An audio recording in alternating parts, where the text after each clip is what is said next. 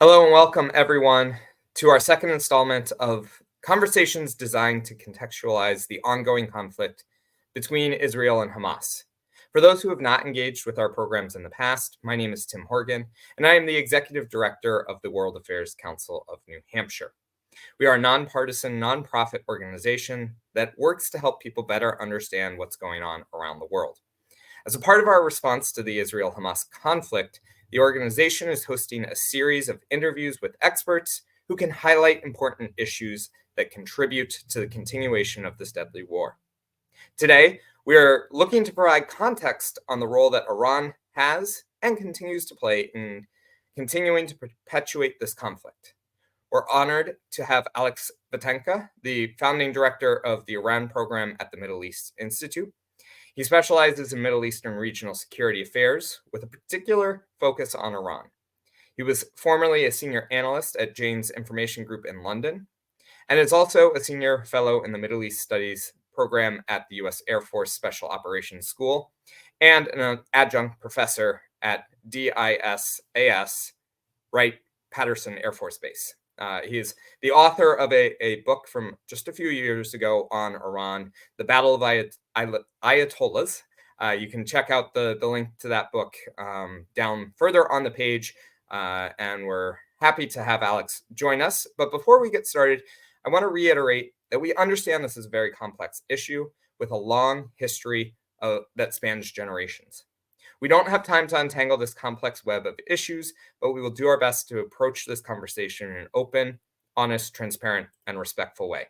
So thank you so much, Alex, for joining us today. I really appreciate it.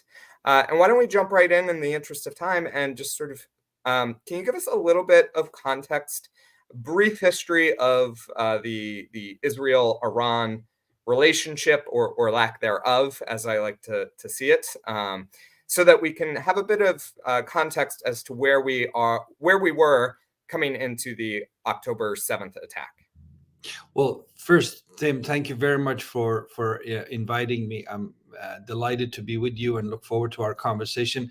Now, in terms of your question, I would divide Iranian-Israeli relations into sort of two big time periods. One is from the creation of the State of Israel in 1948 until the Iranian Revolution of 1979. Now, this period is where Iran and Israel basically get along just fine. And these are two non-Arab countries in an Arab-dominated world. They were on the same side with the United States against global communism. They cooperated in the area of military and economic relations. For example, Iran, by the 1970s, was the largest provider of oil to Israel. So there was a lot of cooperation going on between the two countries, and there were different drivers behind it. Now, 1979 happens. The Shah of Iran, the monarchy of 2,500 years, comes to an end. Ayatollah Khomeini and his militant Islamist brand of politics turn away from the West. They basically decide that they want to pursue something they call independent foreign policy, neither with the United States and the West, nor with the Soviets. And they have created this something that is essentially, for the last 44 years, is, I would argue, work in progress. We can discuss that issue of what Khomeinism means in terms of Iran relations with the world. But for the purposes of our discussion today, just to say that they turned their backs on Israel. Not only did Khomeini turn his back on that relationship that had been pretty fruitful from Iranian national interest point of view, but he turns Israel into this giant enemy that needs to be defeated. So in Iranian revolutionary kind of language, United States became the greater Satan and Israel became the lesser Satan. But the two are, from the point of view of the Islamist ruling class in Tehran since 1979, are intertwined. And Iran feels that it's engaged in this battle against the U.S. and Israel. Now, let me just stop by saying this. This is very much, if you look at Iranian public opinion, and if you talk to analysts like me, Iran's position on Israel is very much an ideological one. It's really hard to make a case from an Iranian national security point of view why Iran wants to have this enmity with Israel. And again, it's important also to underscore that point, because it's easy to say, well, the Israelis are doing bad things to Iran all the time, assassinating their nuclear scientists. All that is true. But let's not forget who kind of started this fight. It was in 1979. It was a choice made by Ayatollah Khomeini and been continued by his successor, Ayatollah Khamenei, since he took over in 1989. And the last 44 years, we can discuss the ups and downs in that relationship, including Iranian support for Hamas. But it's important to remember how this whole began back in 1979 and how things were so very different from 48 to 79. Yeah, I think we can safely say a lot changed in 1979 with the revolution in Iran. But I appreciate you bringing up that this is an antagonistic relationship two ways. You can, try and figure out who started what and all of that kind of stuff. But that's not what we're here for. But I think it's really enlightening as part of the reasons for how Iran is responding to and interacting with this ongoing conflict in Israel Hamas. As you mentioned in your October 19th article, which we have the link on the website to as well, you talk about how the pictures that the Ayatollah chose when he had his press conference about this were very specific and very important. The 7 nuclear scientists who Iran believes has been assassinated by Israel. Can you talk a little bit about how the bad blood between these two countries has sort of brought us to this point where Iran is very supportive, at least rhetorically, of the continuation of the war with Hamas and Israel? Right. So I mean, Tim, I think the Iranian support for militant Islamist organizations out there like Hamas, like Palestinian Islamic Jihad, and most notably for the Lebanese entity Hezbollah and others, it's more than just rhetoric. It is, in many ways, very much material. It's financial. It's support in terms of providing military equipment, training, and so forth. In the case of Hamas, this relationship began pretty much in the first decade of the existence of Hamas. Hamas is sort of seen as been created officially, at least around 1987, during the first Intifada. This is a time period where Iran could not have been involved in creating Hamas because Iran was busy fighting its own very bloody war with Saddam Hussein in that time period. But by the early 19 to mid 1990s, there is this new entity called Hamas, which is an alternative to PLO, the Palestinian Liberation Organization. Iran famously did not get along with Yasser Arafat, so they started supporting Hamas. Not necessarily because there's that much in common in terms of sectarianism. Most notably, Hamas is a Sunni entity, Islamic Republic is a Shia entity. But there was enough between the two of them to agree on. Obviously, opposition to Israel and opposition to the United States is that factor. Now, come to the attacks of October of this year by Hamas. As you pointed out, Ayatollah Khamenei was very quick to make sure Iran was not dragged into this war. Because the Iranian position, if I could just put it to you in a summary, is that the state of Israel will come to an end as Iranian Supreme Leader Khamenei has put it repeatedly over the years. That demise of Israel will come at the hands of either the Palestinians or perhaps the Israelis themselves, but not at the hands of the Iranians. Now, we can unpack this and say, well, how do you then explain Iranian support for Hamas and so on?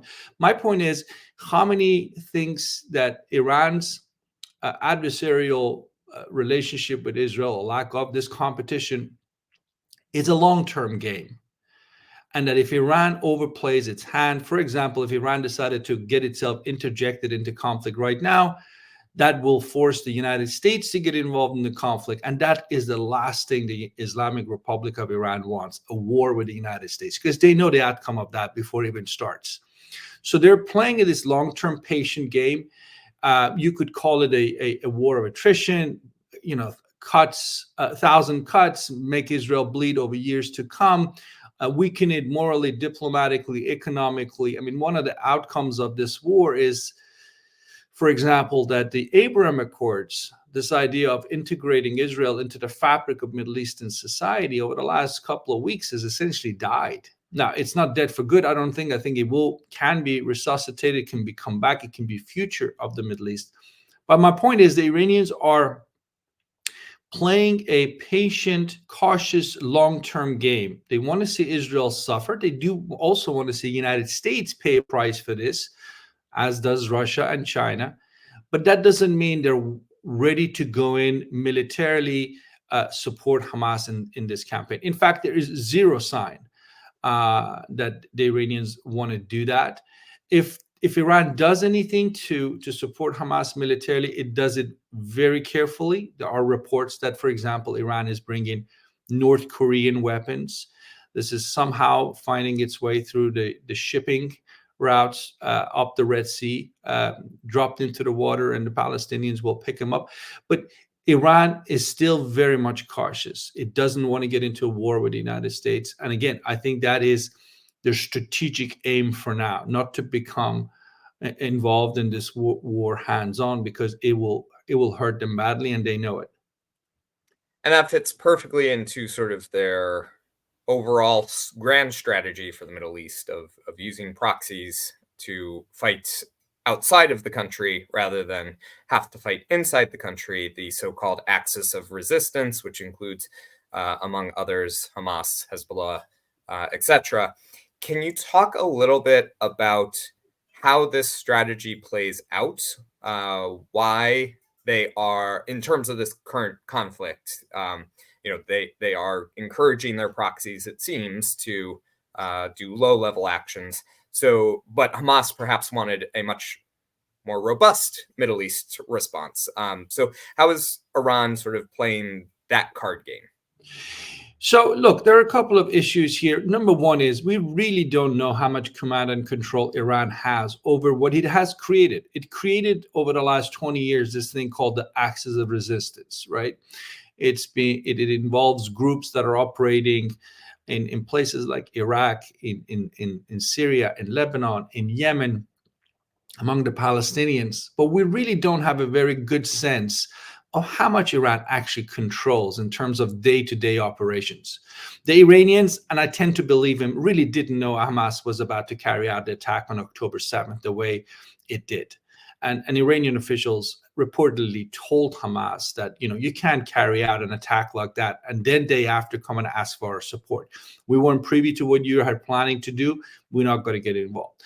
So axis of resistance, when you look at the evolution of this sort of model over the last 20 or so years, by nature will involve local actors in various countries in the region who will mature.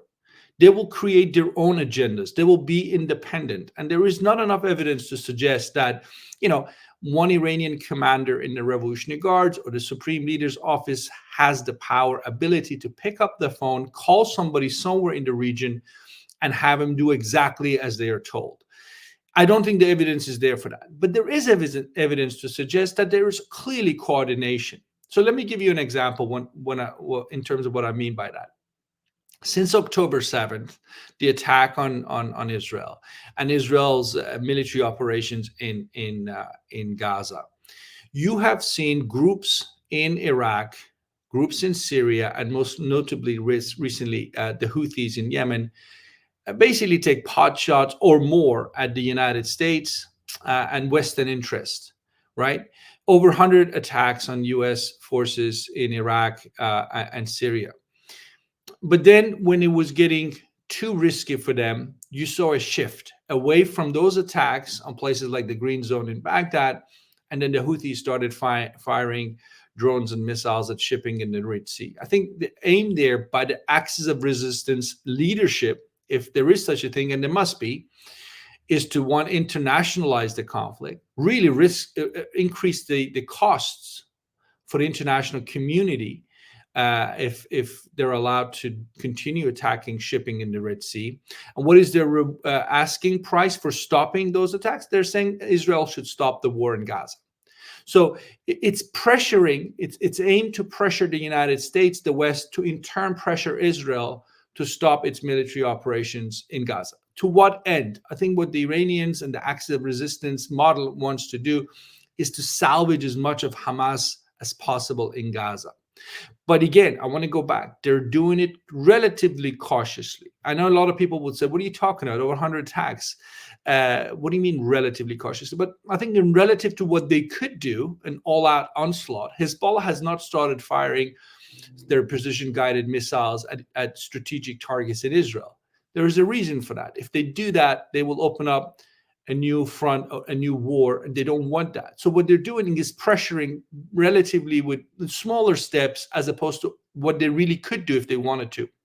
But again, I would say the Iranian leadership is trying its hardest to have deniability that they're not really behind us. If you listen to Iranian foreign ministry officials and others, they keep repeating the same message. These local actors like the Houthis, they're independent. They don't listen to us. They do as they wish.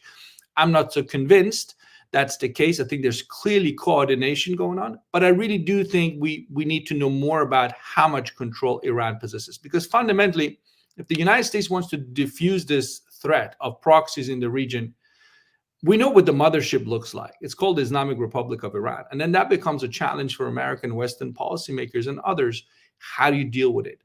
Is it enough to just go after Houthi targets, or do you have to start thinking about a broader campaign, maybe going after mothership, which means hitting targets inside of Iran, Revolutionary Guards? And obviously, that's a whole different ballgame, and I don't think anybody wants to go there.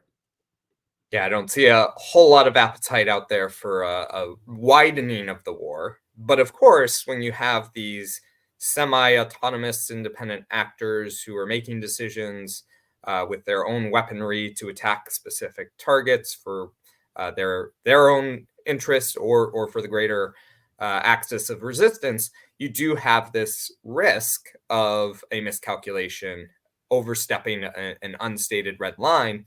So what are the risks of that? Is that something likely to happen? Of course, we don't have crystal balls here, but is that likely to happen? And what steps can we take as a country, as an international community, to help diffuse some of those risks? I mean, look, as someone who's been covering Iran professionally, having been born there and then covered it professionally as an analyst for about a quarter of a century, I've come to conclude that the idea of accidental war between US and Iran is unlikely. These are two entities that have been in a wrestling match for 4 decades plus. There are plenty of ways for them to communicate to each other when they get close to that point of no return. They're countries, they're organizations, individuals who will be able to shape the messaging process and let the other side know. We saw that most recently with the assassination of the Iranian general Qasem Soleimani by President Trump and his team in January 2020. The Iranians went out of their way to say, look, you just took out one of our top generals. We have to retaliate, but get your soldiers away from that base because we're about to fire off ballistic missiles and we don't want to kill Americans. Now, that was a prime example of sort of, navigating this treacherous process of not looking weak, but not ending up creating a war that nobody wants. I think accidental war is unlikely, but I think if I was sitting in Tehran, I would have to ask the question, has Iranian actions in the last few weeks and months, particularly if it proves that the Houthis are essentially doing what the Iranians are asking them to do in terms of attacks in the Red Sea, or what we've seen elsewhere by Hezbollah. If Iran is seen to be responsible, that might create a new political momentum in Washington and Western capitals in general, which basically would argue that the only way you can solve this issue of proxy groups in the region acting with immunity, the only way you can resolve that is to go after Iran. I don't think that political momentum really has existed for a long time here. I am a cynic on this issue. I don't think President Biden really has a coherent Iran policy. I don't think President Trump had a coherent Iran policy.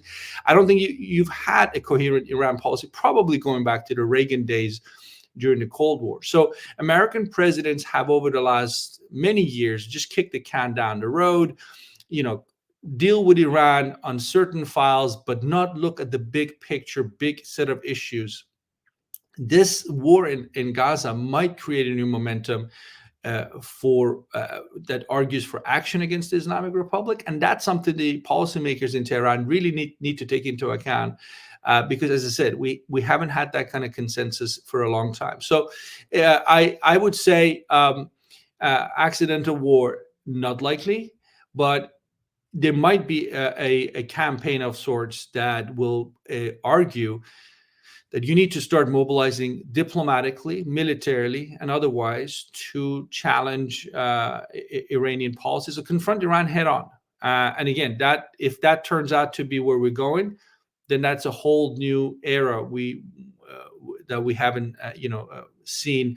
Last time the United States did something like that was the invasion of Iraq in 2003. Okay, so accidental war, not likely. What is the space, if any, do you see for Iran and the US or their broader coalitions to come together and figure out a diplomatic solution, an end game to this conflict? There's been a lot of international calls for a ceasefire, but we've seen the UN Security Council, a US veto of that call. So what is the appetite? What is the opportunity for a sort of diplomatic solution led by these sort of coalitions? Look, so much will depend on the Biden administration's next moves in terms of this conflict. If the administration is serious and able to deliver in terms of pushing forward the agenda for a two-state solution, that I think will get a lot of support from obviously the European partners, the United States, but also a lot of countries in the Middle East. That would put Iran, the axis of resistance, on the defensive, because if there is a viable political process with the aim of providing an end to this conflict and give the Palestinians something that they can look at and say, this is going to be our homeland, then I think the Iranians will really be out of business here, because their axis of resistance and the armed resistance against Israel has always succeeded because the other side, the United States, the West, countries like Saudi Arabia and so on, haven't been able to come up with a viable alternative. So I think so much will depend on the next steps by the United States. Iran always benefits. I shouldn't say Iran, I should say the Islamic Republic always benefits when somebody else messes up, when somebody else creates a security vacuum. If the Palestinians have nobody else to turn to, they will turn to Iran. So that's a challenge for the West. And I mean, in terms of Iranian actions, look, we often talk about Iran's nuclear program as the one issue that has isolated Iran and resulted in sanctions and turned it into a pariah state. That's not necessarily true. Iranian actions in the region are as guilty, if not more, for isolating Iran. So Iran could today, as a political system, Ayatollah Khamenei at the top, it is 84-year-old supreme leader, he could do his own regime a huge favor by basically saying, look, if the Palestinians want to sit down and talk to the Israelis for the political settlement, who are we, 1,000 miles away, to be throwing stones at this? Why shouldn't we stop being spoilers and try and be a constructive partner and join the other majority states in the country, in the region, like Saudi Arabia, like Egypt, like Turkey, like the United Arab Emirates and others? Join hands with them, and then nobody can accuse us of being a malign actor. Then we can join the regional mainstream. That is something that, if it happened, would hugely benefit Iranian interests, because Iran really suffers from being this outsider, spoiler, always throwing stones at processes like the Arab-Israeli peace process, for which famously Iran rejected to join back in the early 1990s. My point is, this is a new opportunity for Iran to go in a different direction. If it genuinely wants to help the Palestinians, it might be about high time to say, the armed resistance part, it's not going to work. Israel as a military power backed by the United States is just simply too formidable. You can win this militarily, but the 20,000 dead Palestinians and all the other destruction from October 7th in Israel, in Gaza, has created new sense of realities among Israelis, among the Palestinians, international community. And this might just be a moment for Iran to shift gears and go in a different direction. I hope they do. I really hope that the Iranian regime can come to its senses and give up this nonsense of axis of resistance and the armed model against Israel, because it's very, very unlikely to prevail in the short term. And as I said before, I think the Iranians do believe this long-term cautious approach, time is on their side, is something that many of them still believe, but I hope they will change their mind and go in a different direction.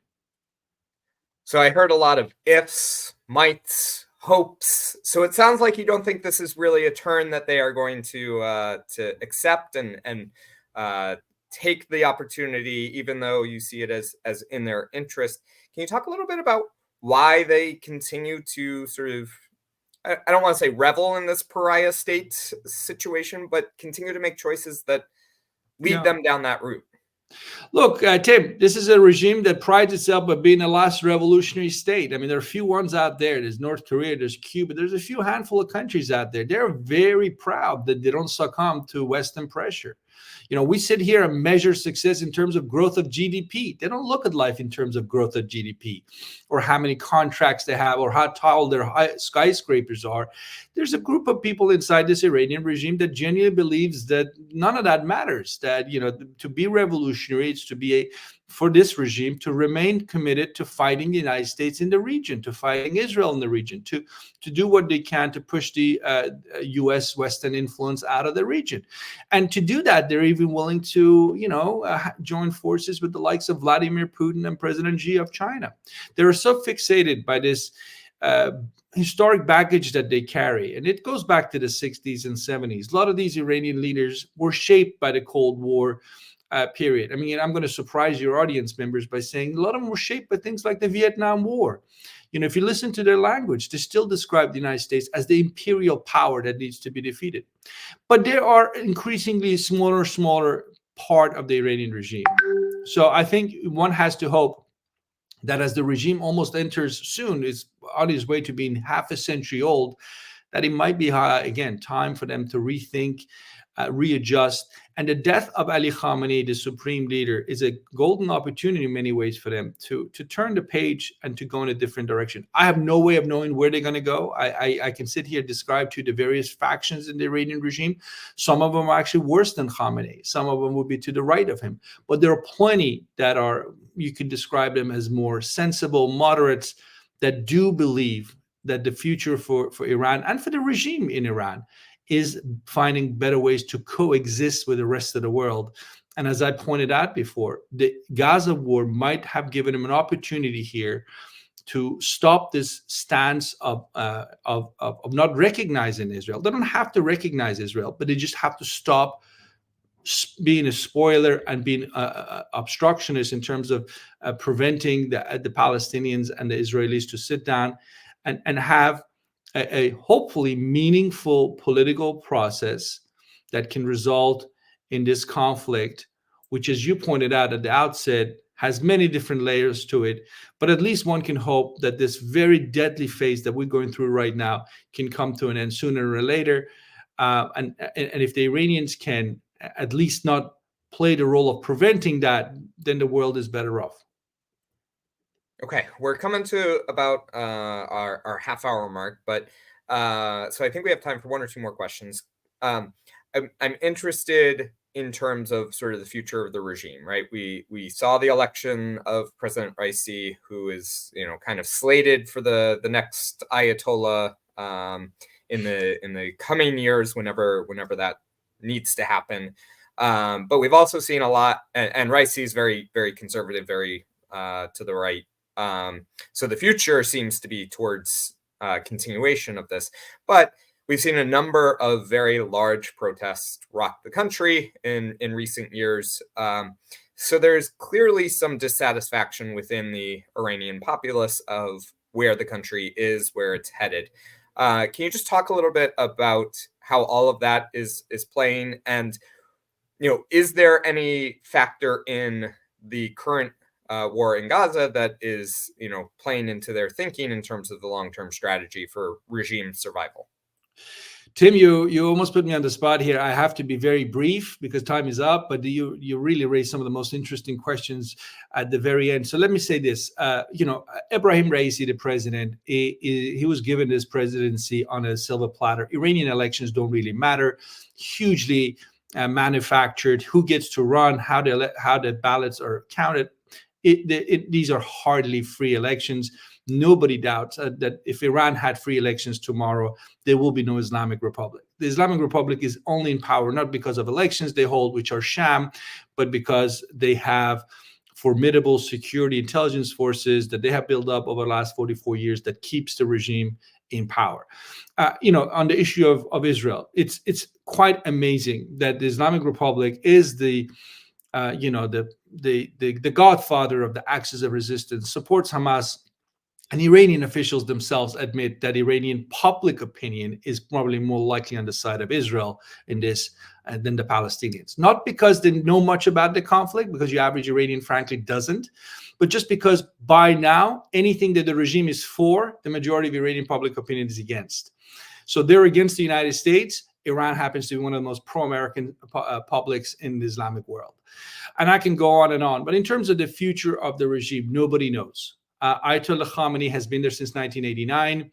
He's a micromanager. He's not going to let anybody know if he has a successor in mind. I can give you a list of people, including his son, that are seen to be on the short list. But frankly, we don't know. This idea of a supreme leader is as old as the Islamic Republic, 44 years old. There is no such a concept anywhere else in the Islamic world. They made it up in 79, and it might be that Khamenei is the last supreme leader that the system has seen. It's not a solid concept. It's under attack because it's essentially very undemocratic. It's hugely unpopular with the Iranian public opinion. So I can't sit here and really tell you what's going to happen the day after Khamenei dies. What I can tell you is the regime as a whole will have an opportunity to choose to go in a different direction and actually focus more on their own people, nation building at home, as opposed to being committed to what I described earlier as this revolutionary concept that they're so proud of. Being a revolutionary state for the Iranian regime, continuing to be a revolutionary state, is to witness a growth more and more ever so of the domestic opposition inside of Iran's borders by the people of Iran against the regime. So they might be sleepwalking into regime change. I mean, they might be focused on the United States looking at bringing the Islamic Republic down, but it might actually happen at the hands of the Iranian people themselves, who, as you said earlier, are increasingly angry, increasingly mobilized in the streets. If the regime is not listening to them, is unwilling to compromise with them and change its policies to better reflect the wishes of the Iranian people, then the regime really is asking for trouble. Okay, great. Well, I'm glad we got that question in, and I always like to give our speakers a final chance for final thought, something you'd really like the listeners to take away from this, or anything you think we might have missed.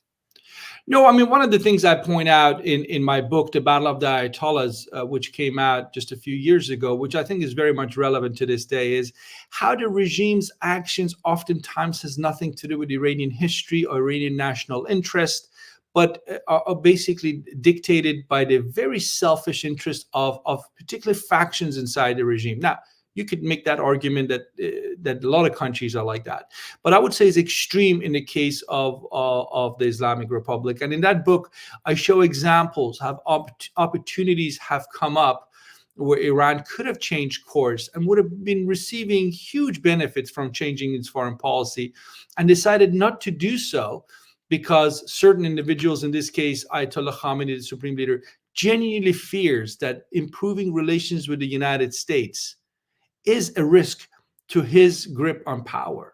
So again, I think that's an important point. I think folks who are interested in this topic need to keep that in mind as they read and follow what Iran is doing in the Middle East today. Okay, great. Well, Alex, I could continue talking to you all day long. I have like 18 different questions already that I want to ask you. So maybe we'll have you come up to New Hampshire at some point and really dive into some of these bigger issues around what's going on with Iran. I really appreciate you giving us the time, your insights. It's been a wonderful conversation. And I hope that you have a great rest of your year. And we look forward to continuing these conversations into the future. Thank you, Tim. Thanks for having me. Pleasure to speak to you, and happy holidays to you and all your listeners and viewers. Thanks. And thank you to all the viewers of this recording. We really appreciate your interest in what's going on around the world. We really appreciate you taking the time to engage with these programs and to support the World Affairs Council of New Hampshire. Have a great day.